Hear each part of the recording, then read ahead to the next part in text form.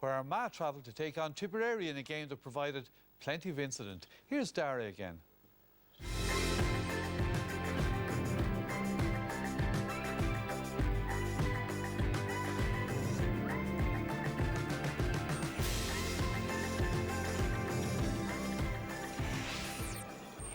Michael Quinlivan is in from the start for Tipperary. He's recovered from injury and replaces Philip Austin. Paddy Codd is a late addition to the full back line, with Willie Connors dropping to the bench. Armagh have brought championship debutant Gregory McCabe into their team in place of Anthony Duffy at centre forward. Mark Shields keeps his place at cornerback, having done so well in Mullingar in their win over Westmeath. Off we go at Semple Stadium in Thurles. Tipperary against Armagh for a place in round 4 of the qualifiers. Bit of a grudge match. Armagh and Tipperary met in the league in April, and Tipperary, thanks to Michael Quinlivan with a very late goal, an injury time goal, got promoted to Division 2. Armagh on the attack straight away, and that one has gone just wide after 20 seconds. Andrew Murnan was in on the end of it, and that was a bit of a fright for Paddy Codd and company.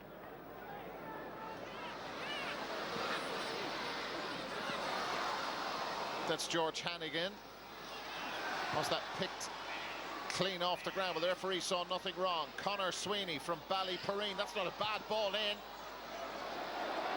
Michael Quinlivan buzz around Thurles as he gets the ball. Josh Keane straight at Blaine Hughes in the Armagh goal. And Hughes does the sensible thing and just puts it out of danger.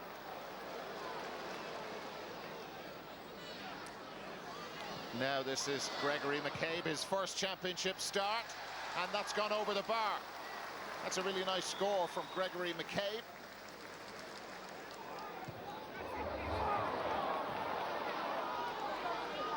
Now Liam Casey. Nicely done from Casey. That looks really good. And it is from Liam Casey. That's a gorgeous score.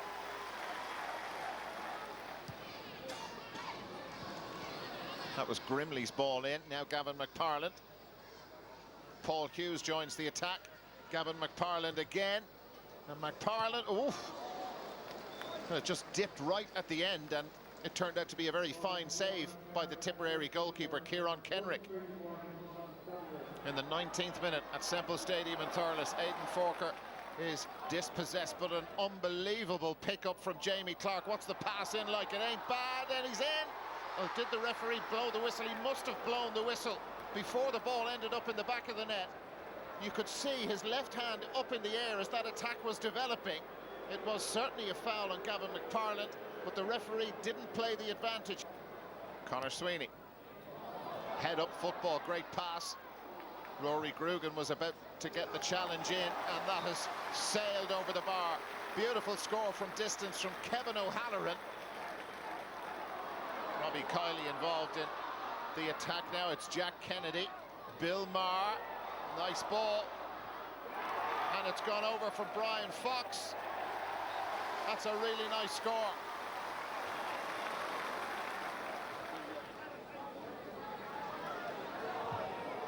Andrew Murnan. That's a wonderful ball in. Oh, and they got in behind. Just couldn't pick it. It was Paul Hughes who got in around the back of the Tipperary full back line.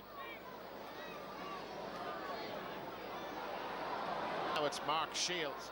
Another possession from him. He's seen a lot of the ball. Has he the confidence to shoot? He's getting in fairly close, lets it off to one of the forwards in a better position. And that really has to go down. It's not Grimley who put the ball over the bar, but it's Mark Shields' point.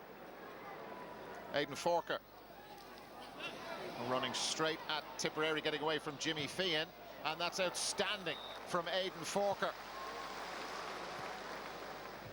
Kennedy letting the ball move. Conor Sweeney. Michael Quinlivan is in closest to goal. Charlie Vernon of Armagh is there with him. Now it's come out to Josh Keane, and Keane takes that on himself, and that's a fine score from Josh Keane. Kevin O'Halloran. Conor Sweeney. That's nice. Here's Josh Keane, and Keane has got another one. Bill Maher with the gloves on. Now it's Liam Casey. Casey got his shot away, looking for a 3-point lead, and there it is. Here's Niall Grimley. He's been one of their first half stars, and now it's come out to Rory Grugan, and Rory Grugan slots the ball over the bar, and that stems the tide a little bit. Philip Austin is on for Tipperary for the second half. He's replaced George Hannigan, and Stephen Sheridan gets Armagh going forward. Straight away from the throw-in, they've got the aid of a little breeze. Gavin McParland with the shot. And did the breeze help him? Now it's Robbie Kiley. Now Connor Sweeney. Now Michael Quinlivan. Goal! He's done it again against Armagh. What a fabulous goal, and that has lit up the night in Thurles. Michael Quinlivan's goal, 110-9 Tipperary lead. Andrew Murnan. Niall Grimley secured possession. He's done the majority of Armagh's scoring, and he's in again here, Niall Grimley, and he can do no wrong. Armagh finished strongly, very strongly, against Westmeath and Mullingar last week. And here they are again. That's an outrageous bit of skill and a beautiful finish from Gavin McParland.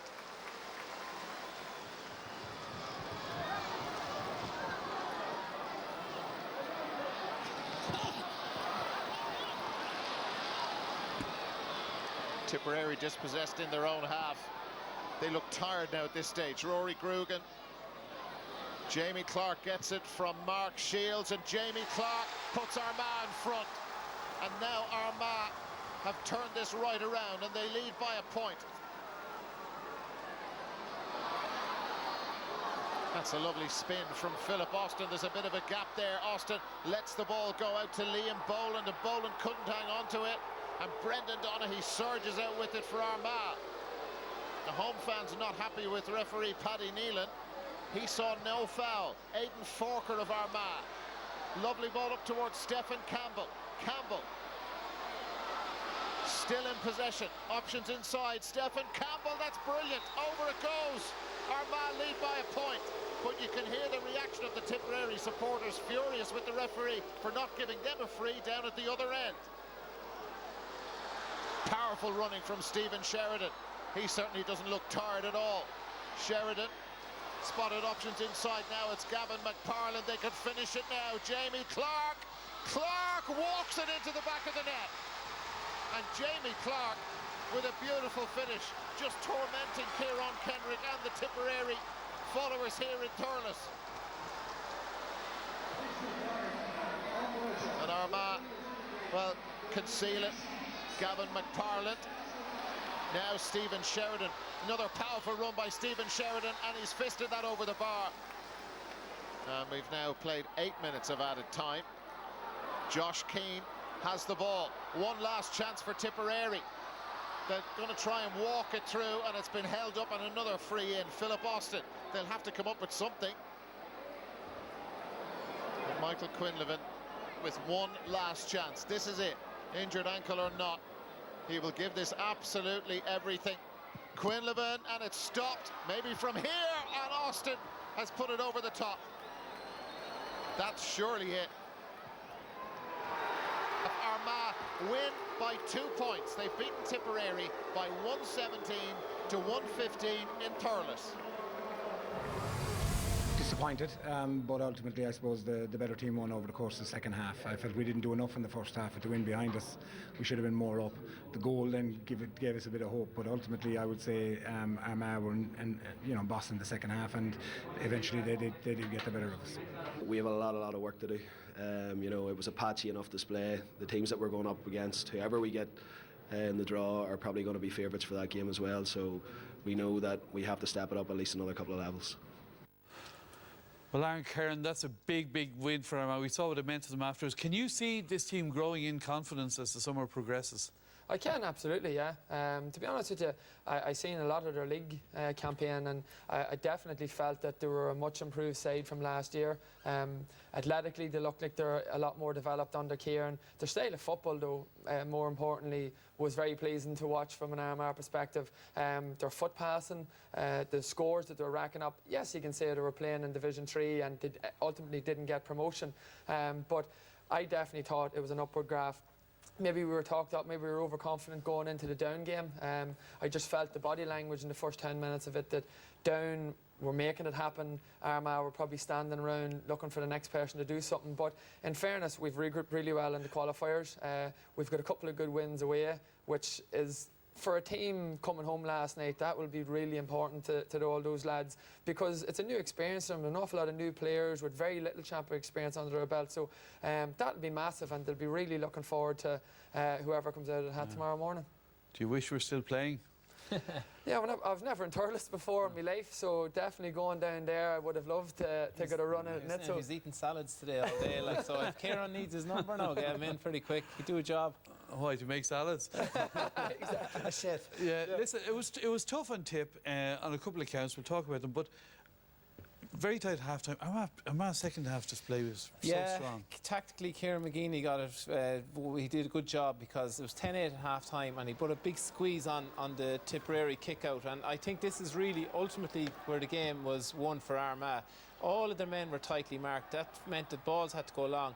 But Armagh were a hungry team. Yes, they were mad for tackling hard, getting into the ball, getting in position, and like constantly. There was an awful lot as well of overturning the ball as well, you'd have to say, because the goalie here looking for options, not so many options, putting them under pressure. And this was the team early in the second half, and this pressure just continued. And Kieran will be delighted, because really, like Niall Grimley out there in midfield as well, catching ball. And tactically, he'll be delighted that it worked out. It's a trend that's actually happening a lot with goalkeepers, and teams are actually trying to push up on goalkeepers to put pressure on the kicks. They're trying to stop them going short, and I think when they're going long like that, it's certainly causing teams problems. Why do you think Tip couldn't respond or react there, Aaron? I think it's probably a bit like the Cork game. Cork give Tipperary uncontested kickouts in the first half, which allowed them to build and get momentum in the game. That just totally changed Armagh's attitude and mindsets for the second half, and they had a hell of a lot more pressure on them. The likes of that there free kick, you would have expected Kevin O'Halloran to kick it. Didn't go his way. A lot of basic stuff. So far we've just seen two simple hand passes that haven't gone their way, but it's a change of intensity that has sort of spiked for them, and carrying balls in the tackles, getting in people's faces, making it uncomfortable for them, and that all come from the pressure that Armagh put on them, and that will probably disappoint Liam Cairns and his team, because they've built up a lot of experience over this past few years, both at underage level and particularly at senior level, where their championship seasons are really progressing. But as you see there, from the 40th minute mark to the 60th, no score, and that was really the turning point, where that was the championship quarter for Armagh, where they really turned the screw. Armagh, that was a goal from Michael Quinlivan, where Armagh went 4 down. They ended up going 3 points up, and that was a massive swing. From an Armagh perspective, it was brilliant, because it showed a bit of fight and a bit of self-belief that they could work their way back out of it again. But from Tipperary, they put themselves in a really good position, and that's what will disappoint them, that a simple free or two, just to keep the scoreboard ticking, they were unable to do it. Okay, Pat, you've mentioned many great forwards tonight. Another one caught your eye in this game. Jamie Well, Clark. there's a couple of them there, I suppose. I was very impressed by Jamie Clark last night. I thought his role last night, he played a bit deeper, but what I really was impressed by was his work rate, his movement off the ball. He's short for so much ball. This guy is a genius, in my opinion. Great vision, great foot passer. Do you know, Mick, watch this for a brilliant piece of skill. A chip up, lovely diagonal ball to Gavin McPartland, and of course the goal should have been allowed. I thought his movement, his eagerness, his willingness to work all day long was just absolutely brilliant. And we highlight the fact that, like I said, he played outside the D last night, and lovely point here. And just the end, the last one, I finished with his goal, because you know, this is the touch of a genius. Sells a dummy, loses the ball, shows composure, takes 2 touches and into. Can he contribute more near the goal or outside, do you think? Well, I'll tell you this, you know, I regard him as the Gooch of Gaelic. Now that Gooch is retired, I regard him in the same breath as Gooch. I think he's really, really skillful. He's a genius, that on his day he's unmarkable. And I just thought last night he showed a willingness to work that maybe sometimes he didn't do. He got 18 possessions. All his possessions were inside the 45-metre line. And do you know the one great thing about it? Mick O'Dwyer always taught us one thing about, don't be looking at the O'Neills on the ball, to always play with your head up. And that's the mark. That's what Jamie Clark does. Every time he's on the ball, The head is up, the vision. He's always looking for a diagonal pass or a play on the better position. But look, it's a joy always to watch class forwards in action. He's one of them. Okay. Well, Tip, obviously, they had a lot of injuries, etc., going in and a lot of frustration, but there was huge frustration over the referee from Tipperary afterwards. Yeah, there was. I suppose it was the main talking point after the game is the referee's performance. And Liam Kearns was very aggrieved that there was a claim of dive and, you know, like by some of his players. You could see him there making the... Like, Paddy Nealon has... I suppose he's got fast-tracked as well. He hadn't refereed a Division 1 game and he was brought into the referee the league final with Dublin and Kerry. So he seems to be a referee with huge potential. But there's a lot of these calls you would have to say look like frees. That was a high tackle there coming in fairly late, like you see it there better again, and there was a lot of these decisions, and we're looking at the game in its entirety. Brian Fox there, ball on the ground. Not only that, it seems as if he throws the ball as well. So when we're looking at the game now, we're looking at it in its entirety. Like, so you can see there a kick out is a big one. This one here was particularly infuriating because 5 minutes to go, he pulls it back, a one-score game for someone been inside the 21. That was the first But half. yeah, in the first half, he let that one go. So he's probably creating a bit of hassle for himself. This one here, Jamie Clark slides in, tries to get his hand on the ball, but he does take the legs from underneath the Tipperary man. The ball goes straight up the other end of the field. Stephen Campbell puts it over the bar. This is where he made a couple of mistakes. Kieran McKeever pulling down a man, deliberate pull down, should have been a black card for Kieran McKeever. Instead, he got a yellow card. But I think the biggest problem, the biggest problem he had at the end was his with the advantage rule. This was in the first half. Beautiful ball from Jamie Clark into Gavin McPartland. Now, if there was a foul, he was given no advantage there, so that should have been a goal. This is in the closing stages. Philip Austin running through, but there's a foul just off and instead of Paddy Nealon playing the advantage and leaving Philip Austin through, he brings the play back for another foul. So advantage rule was not played correctly there. And again, we have and you can see that the frustration. You can see the frustration by Philip Austin, and you can see this is here near the end of the game. Right, there's a foul, he plays advantage, and as you can see, there's no advantage because the ball is going into the corner, and he should have brought it back. Now at that stage, Armagh walked the ball up the field and got to goal. No, but no one wants to see that side look, at the end. At the end of the day, we're not here to ref bash, to err is human, and he didn't cost Tipperary the game. But I just felt, looking at the game last night, he was making a lot of mistakes from get-go, and I thought, like I said, his interpretation of the advantage rule, he got it badly wrong. But I just felt at times that he was very harsh on the players in possession with the ball in terms of over-carrying and allegedly diving, where in actual fact I thought in most cases free should have been awarded to the player in possession. Yeah. They're entitled to an off day. You'd imagine of course they are.